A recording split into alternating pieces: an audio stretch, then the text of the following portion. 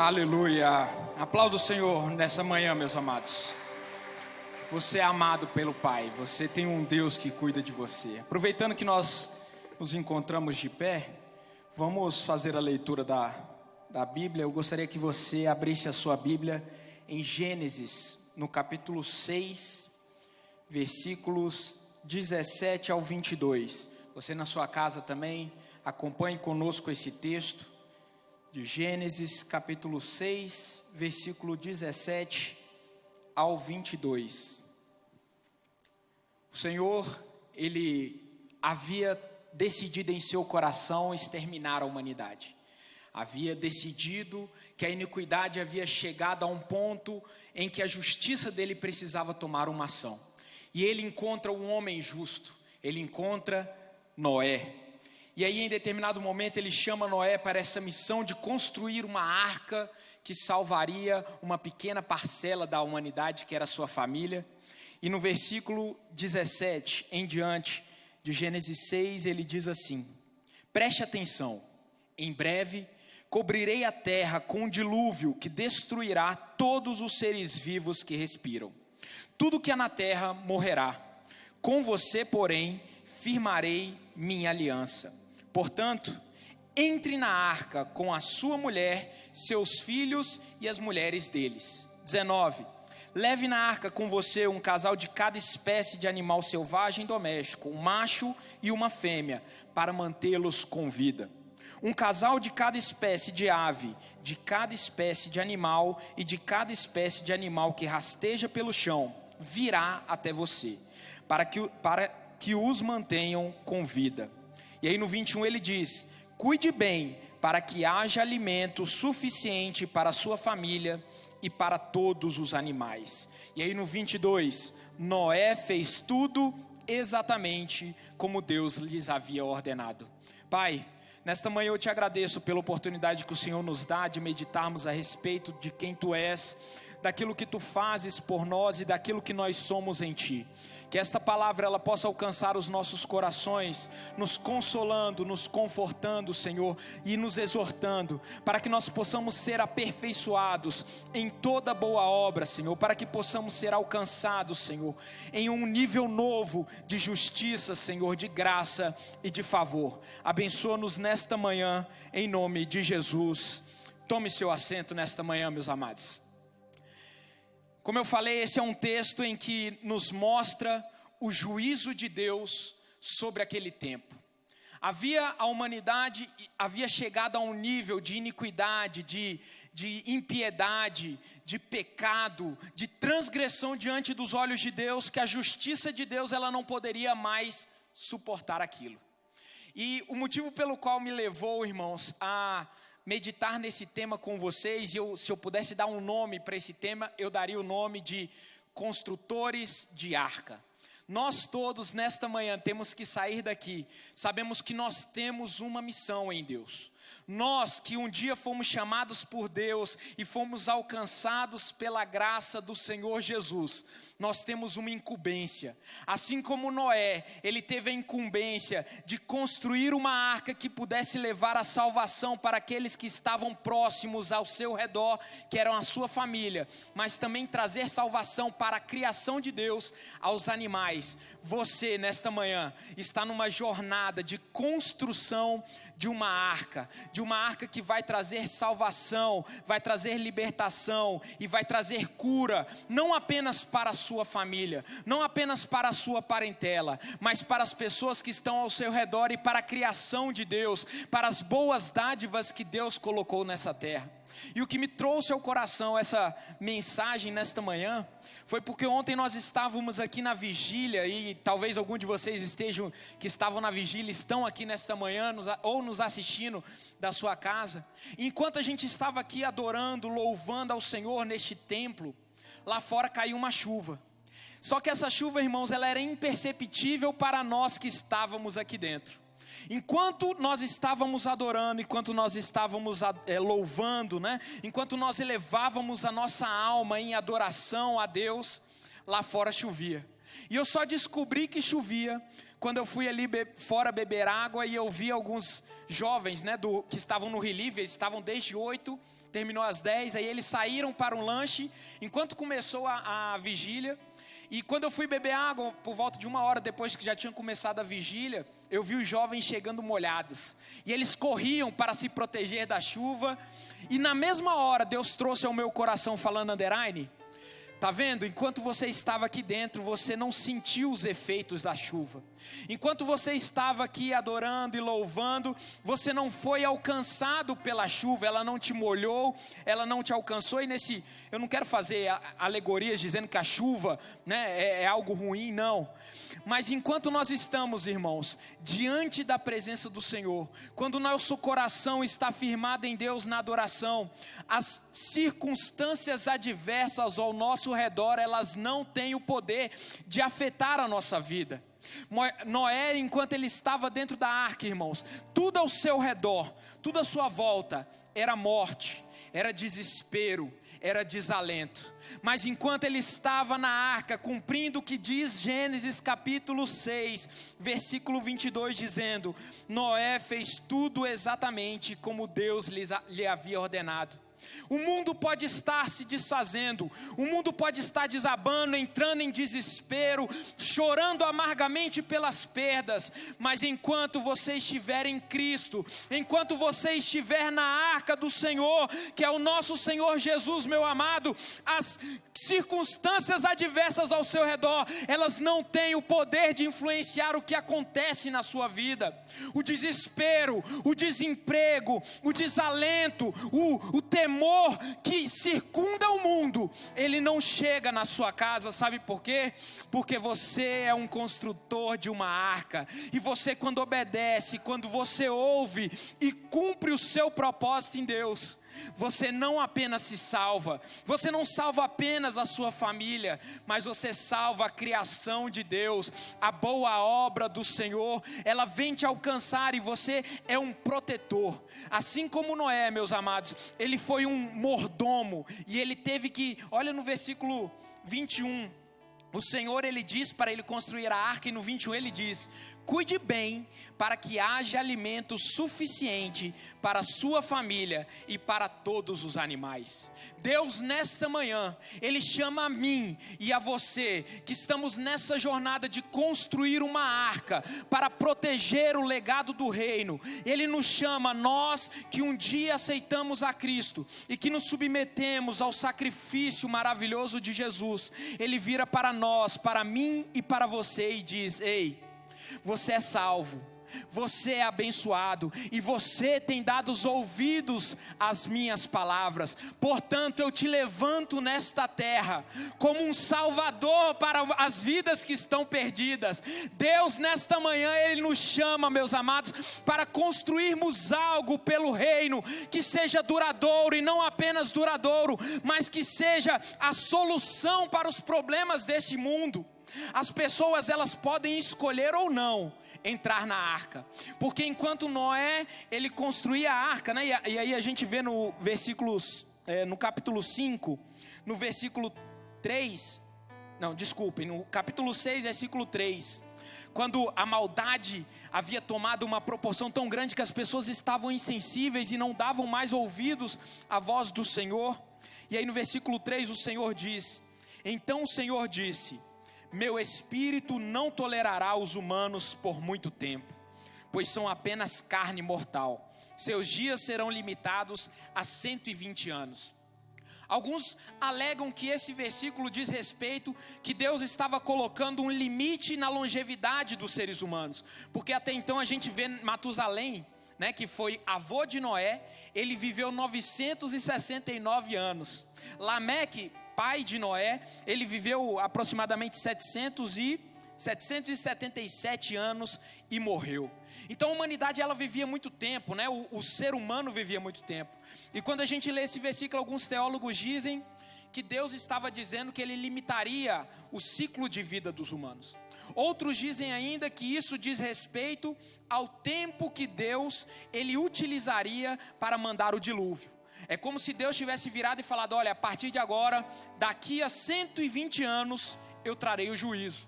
Daqui a 120 anos eu não tolerarei mais, e trarei justiça para a minha terra, para esta terra que está corrompida pelo pecado.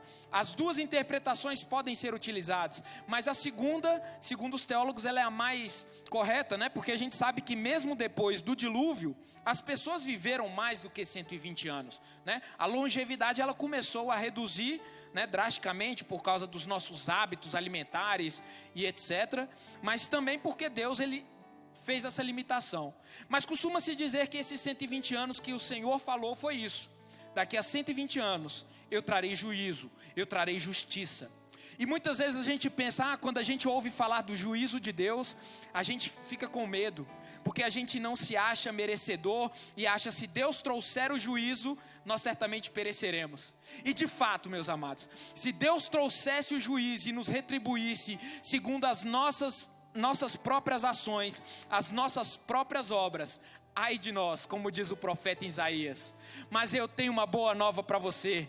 A justiça de Deus para os seus filhos e para aqueles que aceitaram Jesus é a justiça de alguém que não é visto mais como aquele que está devendo, porque os nossos pecados, as nossas dívidas, as nossas transgressões, elas foram lavadas na cruz do Calvário, porque a Bíblia nos diz que Ele levou sobre si as nossas dores e as nossas enfermidades, Ele tomou sobre si, para que nós não olhássemos para nós mesmos agora, a partir desse momento que estamos em Cristo, com tristeza, com medo e com temor, mas nós olhássemos para o Senhor e para a sua justiça com esperança, sabendo que a justiça de Deus não nos alcançará, não mais com julgamento, mas com favor e graça.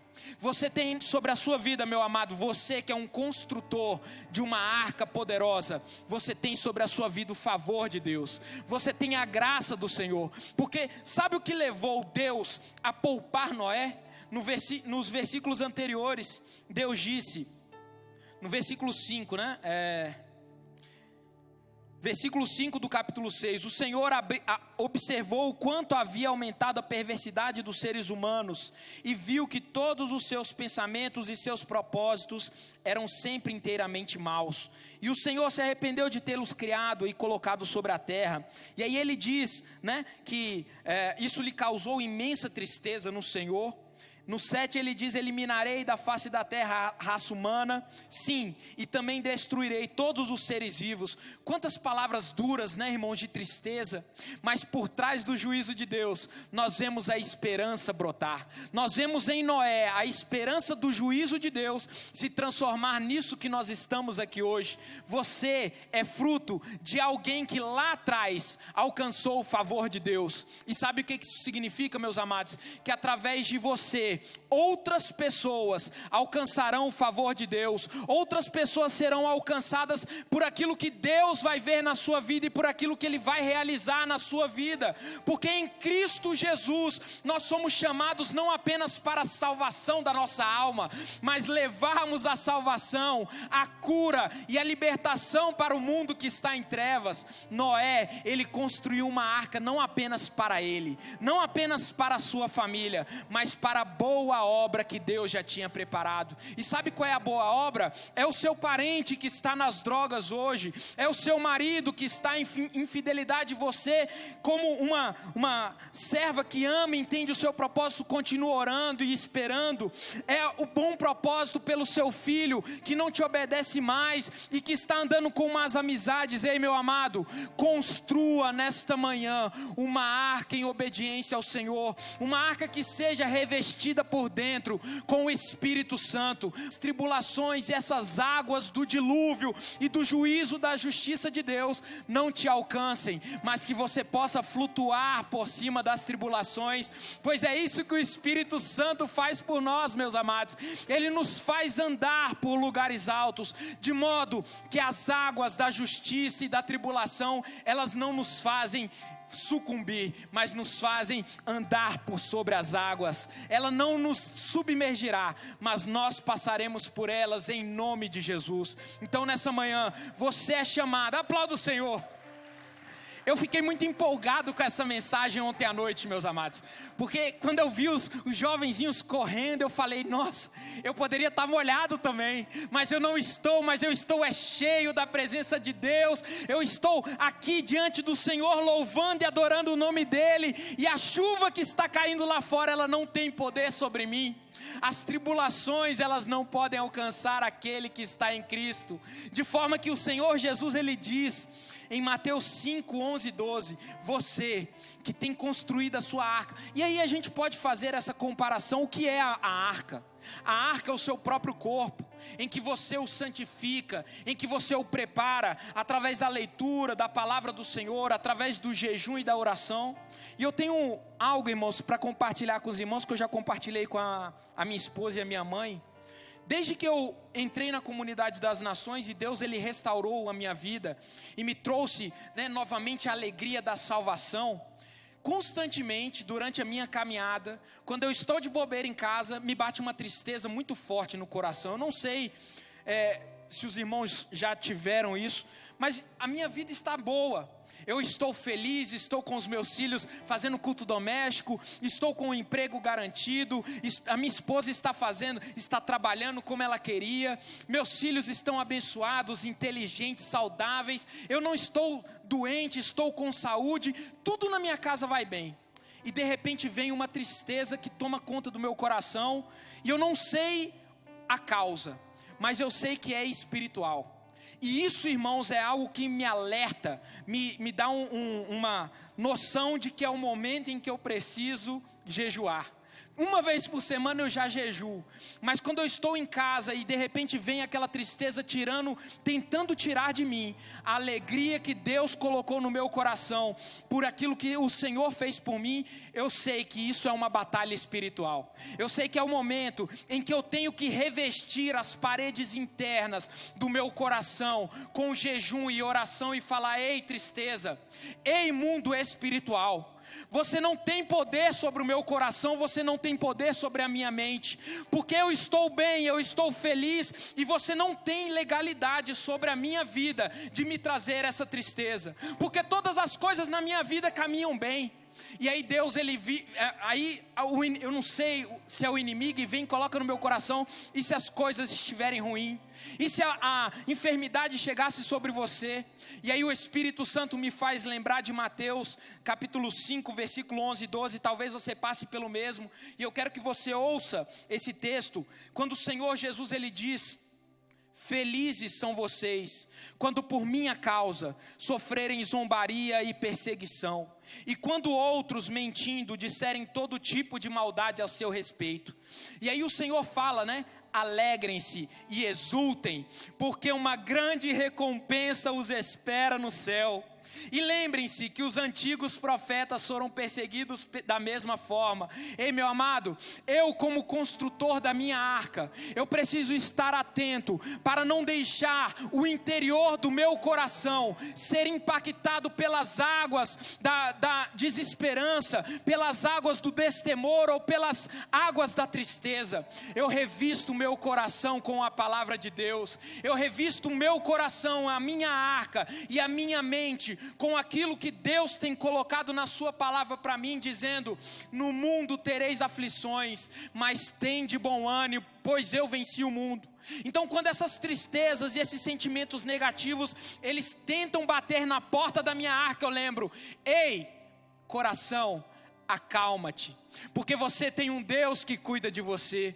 Você não está desamparado, você não está sozinho, e você não está submergido. Eu não sei se você, meu amado, que está aqui ou nos acompanhando em casa, passa pela mesma situação, mas é o momento de você revestir a arca do seu coração com a palavra do Senhor, com o jejum e a oração, dizendo: aquieta-te, alma, pois o Senhor tem feito bem para você. Eu não sei se essa arca diz respeito à sua família, porque Noé, ele construiu uma arca, e nós, homens e mulheres, que temos uma responsabilidade diante dos nossos filhos, nós somos chamados a construir e edificar uma arca no nosso lar. Eu não sei o que o seu lar tem entrado, o que você tem permitido que adentre dentro do seu lar. Mas nesta manhã o Senhor nos convida, nos orienta e nos exorta a construirmos uma fortaleza dentro do nosso lar, para que quando as armadilhas do inimigo elas tentarem contra o seu lar, elas não tenham força nem capacidade de inundar a sua família. Você é um construtor de arca em prol da sua esposa. Você, esposa, é uma construtora de arca em prol dos seus filhos. Você precisa colocar a mão na massa, pegar a palavra do Senhor e ministrar sobre a vida do seu marido, ministrar sobre a vida da sua esposa, ministrar sobre a vida dos seus filhos, dizendo: o Senhor guarda a minha casa, assim como o Salmo 91. E não é apenas deixar a Bíblia aberta na sua casa no Salmo 91, mas é fazer com que o Salmo 91 ele vire uma realidade através da sua comunhão, através da sua intimidade com a palavra de Deus, a ponto de que quando as águas do desespero tentarem tomar conta da sua casa, você possa dizer: aquele que habita no esconderijo do Altíssimo, a sombra do Onipotente descansará. Deus, Ele te convida nesta manhã a descansar em meio à tribulação.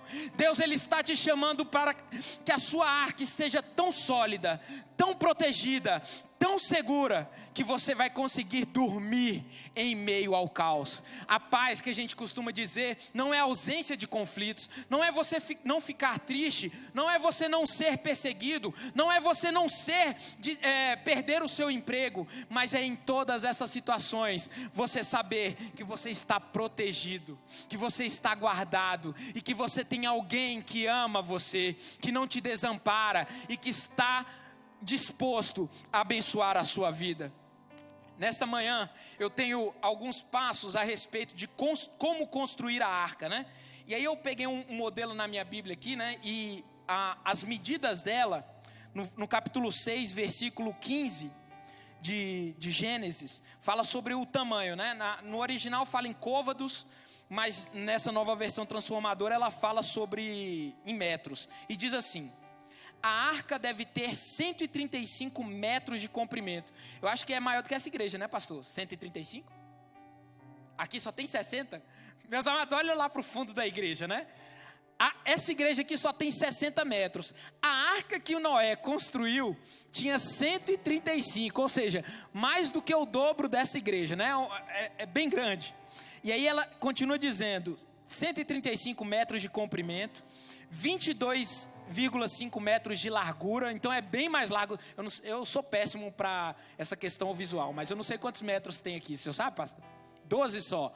Tem 22 metros, ou seja, 10 metros a mais. E além disso, ela devia ter 13,5 metros de altura. Meus amados, alguém aqui, tirando o pastor Jetson, que já fez tudo na vida, né? Já construiu uma arca? Você já construiu um barco, né? O pastor já foi tudo, já foi PM, já é mecânico, é carpinteiro, é tudo. Alguém aqui já construiu uma arca? Já construiu um barco? Seu Alberto construiu um barco já, seu Alberto? Olha aí, ó. Foi desse tamanho, seu Alberto? Desse tamanho aqui, 135 metros? Alguém construiu? Meus amados, vocês acham que Noé, ele já havia construído uma arca na sua vida? Provavelmente não, a Bíblia não nos diz, não nos dá certeza, mas certamente Noé nunca tinha construído uma arca. E ele é chamado por Deus para construir uma arca de proporções gigantescas, de proporções assustadoras, de forma que as pessoas que estavam ao seu redor falavam: cara, como é que ele consegue? Meus amados, o problema é que não é pela força e pela capacidade de discernimento de Noé. Não se trata do esforço de Noé, mas se trata da obediência nele, em cumprir a boa vontade de Deus para a vida dele. Não importa se a sua missão parece ser muito difícil, não importa se aquilo que Deus e os sonhos e os projetos que Deus tem colocado no seu coração parecem muito impossível. Se Deus, Ele tem te dado esse sonho, se Deus, Ele tem te dado esse direcionamento, não interessa quão difícil seja, a mão do Senhor, ela vai te capacitar, ela vai te proporcionar a vitória sobre essa missão. Ei, você não está sozinho, você não precisa construir essa arca sozinho, porque o Senhor disse que quando Ele fosse para o céu, Ele nos mandaria um consolador, e nós não estaríamos sozinhos, aleluia. Você não está sozinho nessa manhã. A Bíblia nos diz: não vos deixarei só, porque quando eu for para o Pai preparar morada, eu vos mandarei um encorajador. Sabe aquela pessoa quando você está treinando e aquela pessoa ela fica, vai dar certo. Nós temos alguém que faz isso por nós, é o Espírito Santo. Ei, a sua arca será suficientemente grande para abrigar todos os seus projetos, todos os seus sonhos, todos aqui, e não apenas os seus sonhos, meus amados. Deus tem te levantado e tem levantado nós, comunidade das nações, nessa década, para construirmos uma arca forte, uma arca poderosa, uma arca que não se deixa levar pelas águas, mas flutua, a ponto de não apenas conter os seus sonhos e os seus projetos, mas os projetos do mundo que jaz no maligno. Nós estamos com a mão na massa, construindo um grande projeto para trazer a luz do mundo às nações. Você será um construtor poderoso, você tem sido um construtor poderoso, e o que a Bíblia nos pede é que você atente para cumprir tudo o que o Senhor te diz, porque no versículo 22 diz: Noé fez exatamente tudo como Deus lhes havia ordenado. Nessa manhã, eu falei noite algumas vezes, não foi? Eu tô dentro da arca, né? Mas nesta manhã, Deus Ele chama a mim e a você para darmos ouvidos à voz do Senhor. Não endureça o seu coração diante daquilo que Deus tem falado muitas e muitas vezes nessa casa. Não se deixe levar pelas palavras contrárias, ou pelas palavras das pessoas que dizem e falam: isso não vai acontecer, a justiça de Deus nunca mais vai chegar. Meu amado, existirá um tempo em que a justiça de Deus se fará presente, mas nós, como construtores de arca, nós estamos aqui para levar não apenas a justiça, mas a misericórdia para o mundo. Você, construtor de arca, assim como Noé, que trouxe a misericórdia de Deus para a sua família e para todos aqueles seres vivos, você é chamado para construir uma arca que traga, além da justiça, a misericórdia, a benevolência de Deus, que mostre para o mundo que jaz no maligno, não que Deus é um Deus que julga o pecado porque Ele faz isso, mas mostrar que Deus é um Deus amoroso, que morreu para nos dar vida e vida em abundância. Portanto, meus amados, para terminar, eu quero te pedir nesta manhã que você coloque no seu coração 3 palavras como construtores de arca. Cada um de nós somos chamados a construir essa arca, ou no nosso local de trabalho, na nossa família, ou no nosso próprio interior, revestindo a nossa vida, né? Assim como a Bíblia diz, né? Aí ele fala sobre o tipo de, aqui no versículo 14: construa uma grande embarcação, uma arca de madeira de cipestre, e cubra com betume por dentro e por fora, para que não entre água. Isso diz respeito, né? E por isso que no 22 diz que ele cumpriu tudo que Deus havia dito. Diz respeito a gente não deixar brechas na nossa vida, a gente não ficar se expondo, né, às artimanhas e as armadilhas que o inimigo coloca para nós. Colocar betume por dentro e por fora é nós revestimos a nossa mente, o nosso coração, o nosso espírito com aquilo que nos traz esperança, que é a palavra do Senhor, e não dando ouvidos às setas inflamadas do maligno, de forma que nós nos revistamos, como diz em Efésios capítulo 6. Portanto, para você e para mim, nós temos 3 palavras a respeito de construir uma arca que seja suficientemente boa para passar por sobre o dilúvio, sobre a provação que nós passamos. A primeira delas, diga comigo: ouvir. todos nós, como construtores de arcas, precisamos estar atentos e ouvir o que o Senhor tem para nós. Noé poderia ter construído uma arca sem ser de cipestre, poderia ter construído uma arca, sei lá, de bambu, ou poderia ter revestido a arca com areia, em vez de betume. Mas quando a Bíblia nos diz que nós temos que dar ouvidos ao que o Senhor diz, é porque as instruções e as boas dádivas do Senhor previstas nessa palavra, elas contêm, meus amados, as instruções e as dicas para que nós revistamos a nossa embarcação, a nossa arca, de forma que as flechas do inimigo não nos alcancem. Então, primeiro é ouvir as instruções de Deus. A segunda delas é obedecer. Diga comigo, obedecer. Não adiantava Noé ouvir as instruções de Deus. Não adianta você apenas ouvir as mensagens, você ouvir as pregações e sair daqui e não colocar em prática na sua vida as boas palavras que são ditas. Se você não acreditar que você é um filho amado de Deus, você chega lá do lado de fora e você vai acreditar que você é um perdido, que você é um fracassado, que você é um medroso. Mas quando você obedece e ouve as palavras do Senhor dizendo: ei, eu estou convosco até a consumação dos séculos, você é amado, você é guardado e você é livre em Deus. Você sai daqui e coloca em prática essas palavras, você obedece isso e os dardos inflamados do maligno não te alcançam. Então, além de dar ouvidos, meus amados, nós temos que obedecer. E a Bíblia diz: se vós estiverdes em mim e as minhas palavras estiverem em vós, vocês pedirão tudo o que quiserem e vos será feito. E por último, além de ouvir e obedecer, tem um outro detalhe que faz toda a diferença na nossa caminhada. Significa permanecer. Repita, permanecer. Quantas pessoas na nossa caminhada, meus amados, elas até permanecer? Quantas pessoas na nossa caminhada, meus amados, elas até ouviram, elas até obedeceram, e um dia elas conheceram a boa dádiva do Senhor, um dia elas se entregaram e colocaram a mão na massa e construíram uma arca, mas elas não permaneceram. Vocês sabem quanto tempo Noé ficou dentro da arca? A gente costuma achar que porque choveu só 40 dias, e 40 noites, Noé saiu logo depois.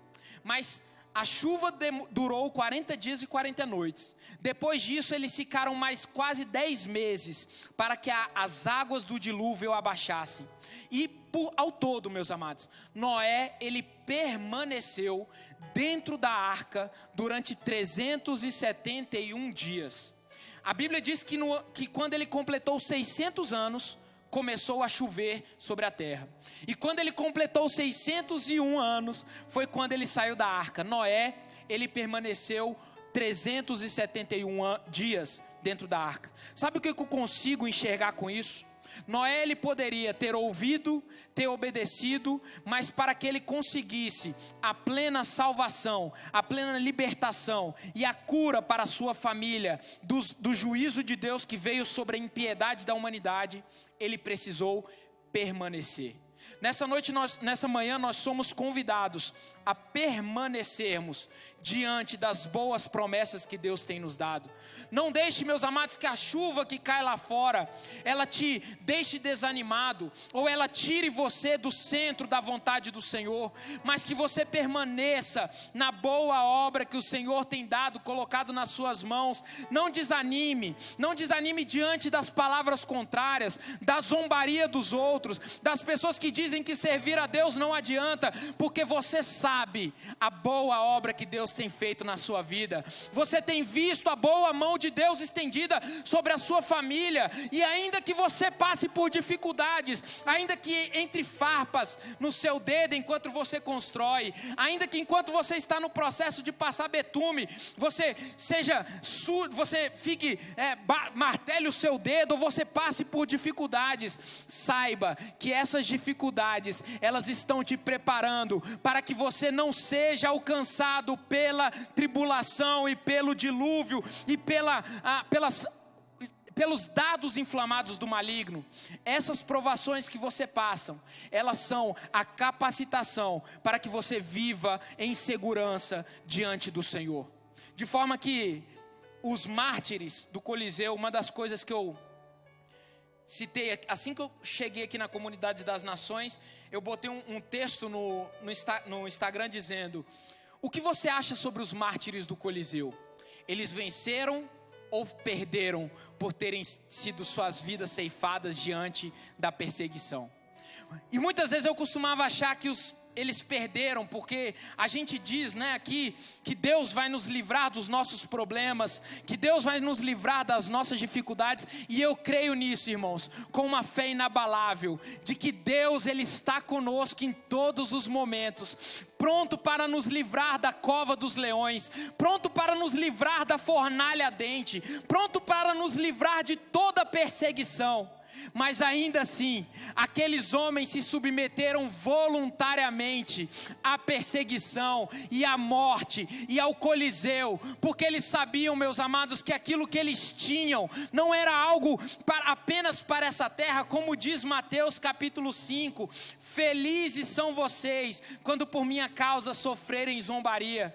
Meus amados, o que Deus quer que nós façamos nessa manhã, é que nós construamos uma arca espiritual tão poderosa, tão segura, tão firme diante de Deus, que nem a morte, nem a vida pode nos afastar do Senhor. Como diz Romanos capítulo 8, você está sendo preparado, meus amados, para olhar pelas tribulações, olhar as perseguições, olhar as dificuldades, olhar os dedos apontados, olhar o desemprego, a doença, a fome e a miséria e falar: nada disso me tirará da vontade do Senhor. Eu estou em boa arca, eu estou em boas mãos. Não desanime. Não desanime mesmo diante da fornalha, mesmo diante da perseguição, porque aqueles homens que entregaram a sua vida no Coliseu, as bestas feras, eles entregaram a sua vida com alegria, porque eles sabiam que havia algo maior para eles. E existe uma tradição que diz que quando João, né, ele estava muito velho e havia um caldeirão ardente de piche ardente, e ele já muito velho, ele disse: se eu tivesse forças, eu correria e me lançaria nesse caldeirão ardente, porque eu sei que eu encontraria algo melhor do que essa tribulação que eu passo aqui. Não desanime, você está construindo uma arca, porque o Senhor, Ele colocou nas suas mãos as ferramentas corretas. Se coloque de pé nessa manhã. Eu espero que essa palavra ela possa ter falado com você, assim como ela fala poderosamente ao meu coração, de forma que você não está sozinho. Você não precisa guerrear sozinho, mas ao mesmo tempo você não pode ficar parado. Você é chamado para uma boa e uma grande obra, e você precisa estar firmado em Deus. João capítulo 10, versículo 10, sobre permanecer diz: o ladrão vem para roubar, matar e destruir. Eu vim para lhes dar uma vida plena que satisfaz. Ei, Deus tem chamado você nessa década que se iniciará daqui a alguns meses, para viver uma vida plena, uma vida que satisfaz, uma vida que você viverá e olhará para os céus e agradecerá por todas as boas dádivas que Deus tem dado para você. Apenas não pare de construir a sua arca. Não pare, ouça o que Deus tem dito para você. Obedeça às palavras que Ele tem colocado no seu coração e permaneça fiel em Deus. Que Deus abençoe sua vida. Adore mais um pouco durante essa manhã.